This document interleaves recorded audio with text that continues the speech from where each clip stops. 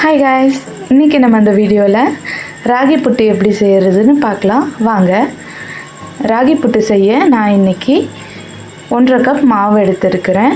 அந்த 1.5 கப் மாவு கூட கொஞ்சம் சால்ட் ஆட் பண்ணி அதை நல்லா ஃபைனாக ஜலிச்சு எடுத்துக்க போகிறேன். இந்த மாதிரி ஜலிச்சு எடுக்கும்போது எந்த ஒரு லம்ஸும் கட்டிகளும் இல்லாமல் அழகாக ஃபைனான மாவு நம்மளுக்கு கிடைக்கும். இது முக்கியமான ஸ்டெப்ஸ். இதை நீங்கள் ஸ்கிப் பண்ணிடாதீங்க. கரெக்டாக இதை ஜலிச்சு எடுத்துக்கோங்க. அப்புறம் இது கூட நம்ம சூடு பண்ணி எடுத்து வச்சுருக்கிற தண்ணியை கொஞ்சம் கொஞ்சமாக ஆட் பண்ணி தெளித்து இந்த மாவை ஈரப்பதமாக ஆக்கி எடுத்துக்க போகிறோம். ரொம்ப அதிகமாக தண்ணி ஊற்றிடக்கூடாது. கொஞ்சம் கொஞ்சமாக தெளித்து நம்ம அந்த மாவை ஈரம் பண்ணிட்டு வரணும். கையால் மிக்ஸ் பண்ணி கொடுத்து ஃபஸ்ட்டு அந்த மாவை நான் கரண்டியில் கொஞ்சம் கொஞ்சமாக தண்ணி ஊற்றி மிக்ஸ் பண்ணிட்டு வரேன்.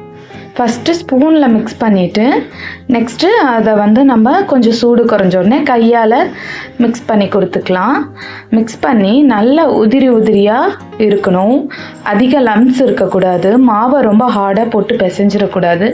சாஃப்டாக நம்ம விரலால் தான் அது பண்ணும். எந்த காரணத்தை கொண்டு உள்ளங்கையில் நம்ம மாவு படக்கூடாது. 5 விரலால் தான் மாவை நம்ம மிக்ஸ் பண்ணி கொடுக்கணும். இது முக்கியமான டிப்ஸுங்க. அப்போ தான் உங்களுக்கு மாவு சாஃப்டாக கிடைக்கும். இது கூட நீங்கள் நெய் ஆட் பண்ணுறதா இருந்தால் கூட ஆட் பண்ணலாம். ஆனால் நெய் ஆட் பண்ணாமலே எப்படி சாஃப்டாக எடுக்கணுன்றதுக்காக தான் இந்த வீடியோ எடுத்திருக்கேன். பொறுமையாக அந்த மாதிரி கொஞ்சம் கொஞ்சமாக தண்ணி தெளித்து மாவை ஈரம் பண்ணி எடுத்துக்கோங்க. ஒரேடியாக தண்ணி போட்டுட்டிங்கன்னா அவ்வளவும் சரி வராது. தண்ணி ரொம்ப கம்மியாக போட்டிங்கனாலும் செட் ஆகாது. தெளித்து அந்த மாவை ஒரு ஈரப்பதமாக கொண்டு மாறலை. இன்னும் கொஞ்சம் இதுக்கு தண்ணி தேவைப்படுது. இன்னும் கொஞ்சம் தண்ணி ஆட் பண்ணி இப்போ பாருங்களேன், நல்ல கலர் சேஞ்ச் ஆகி வந்திருக்கு. உங்களுக்கே தெரியும் அந்த மாவோட கலரு கொஞ்சம் ஒயிட்லேருந்து கொஞ்சம் எல்லோயிஷாக மாறி இருக்கு பாருங்கள். இதுதாங்க பதம். பாருங்கள், உடச்சி விட்டால் அவ்வளோ சீக்கிரம் உடையக்கூடாது. அதுக்குன்னு மணல் மாதிரி கொட்டக்கூடாது. ஓரளவுக்கு பிடிச்ச ஷேப்லேருந்து டக்குன்னு உதிர்த்து விட்டால் கொஞ்சம் ஹார்டாக தான் இருக்கணும். இதுதான் பதம். நீங்கள் பார்த்தீங்கன்னாலே தெரியும். பாருங்கள், லம்ஸ் இருக்குது. அது ஒன்றும் பிரச்சனை இல்லை. அது சாப்பிடும்போது நல்லா டேஸ்ட்டாக இருக்கும். உங்களுக்கு தேவையில்லைன்னா அதையும் உதிர்த்து விட்டுக்கலாம் கையோட. இப்போதைக்கு இந்த மாவை நம்ம கொஞ்சம் நேரம் ரெஸ்ட் பண்ணிடுவோம். மாவை எல்லாம் ஒரு பக்கமாக சேர்த்து லிட் போட்டு மூடி வச்சிடலாம். மினிட்ஸ்க்கு அப்புறம் இதை நம்ம அவிச்சு எடுத்துக்கலாம். அப்போ இன்னும் நல்லா ஈரப்பதம் அதோட சோக்காகி நல்லா சாஃப்டான புட்டு கிடைக்கும். இப்போ இதை 5 மினிட்ஸ் ஆடிச்சு.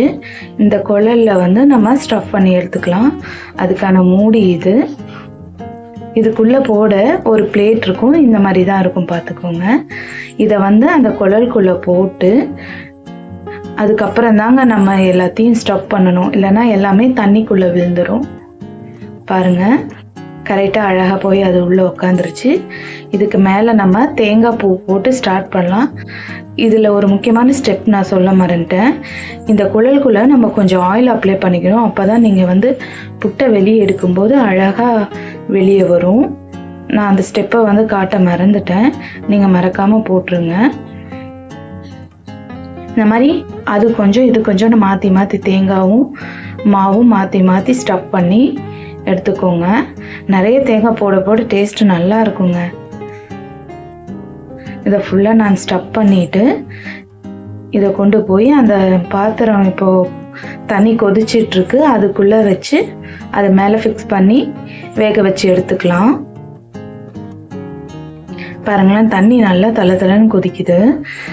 இதை ஆவி பாத்திரத்தில் வச்சுட்டு மேலே மூடி போட்டுட்டு இது நல்லா 3 ஓட்டையிலையும் நல்லா ஆவி ப்ரெஷர் வர்ற வரைக்கும் நம்ம வேக வச்சு எடுத்துக்கலாம். இதுக்கு ரொம்ப நேரம்லாம் ஆகாதுங்க. ஒரு 5 நிமிஷம் தான் அங்கே ஆகும். நான் சிம்மில் தான் இப்போது அடுப்பு வச்சுருக்கேன். சிம்லேயே நம்ம ஒரு 5 மினிட்ஸ் அவிச்சு எடுத்தால் போதும். அழகான புட்டு ரெடி ஆகிடும். பாருங்களேன், எவ்வளோ அழகாக 3 ஹோல்லையும் ஆவி வருது. பார்க்கவே ஆசையாக இருக்குதுங்க. இந்த ரெசிபி உங்களுக்கு கண்டிப்பாக பிடிக்குங்க. உங்கள் வீட்டில் இருக்கிற பிள்ளைங்களுக்கு இது செஞ்சு கொடுங்க. இது ரொம்ப ஹெல்த்தியானது தான். நம்ம ஆவியில் சமைச்சு எடுக்கும்போது நல்லா டைஜஸ்ட் ஆகும். நீங்கள் இட்லி பாத்திரத்தில் கூட இதே மாவை வந்து அவிச்சு எடுத்துக்கலாம். இட்லி பாத்திரத்தில் வைக்கிறது தான். இது கூடயே நீங்கள் தேங்காவையும் போட்டு மிக்ஸ் பண்ணிவிட்டு இட்லி பாத்திரத்தில் ஒரு கப்பில் மோல்டு பண்ணியோ இல்லைனா அப்படியே நீங்கள் இட்லி தட்டில் வச்சோ நீங்கள் வேக வச்சு எடுத்துக்கலாம். நான் இன்றைக்கி புட்டு பாத்திரத்தில் தாங்க வைக்க போகிறேன். உங்களுக்கு எந்த இருக்கோ உங்கள் வீட்டில் புட்டு பாத்திரம் தான் நீங்கள் யூஸ் பண்ணிக்கலாம். இல்லைனா இட்லி பாத்திரத்துலேயே செஞ்சு பார்க்கலாம். செஞ்சு பார்த்துட்டு ரெசிபி எப்படி இருக்குன்னு எனக்கு சொல்லுங்கள், கமெண்ட் பண்ணுங்கள். இந்த மாதிரி வீடியோஸ் எல்லாம் உங்களுக்கு பிடிச்சிருந்தாக்கா லைக் பண்ணுங்கள், ஷேர் பண்ணுங்கள், சப்ஸ்கிரைப் பண்ணுங்கள். பாய்.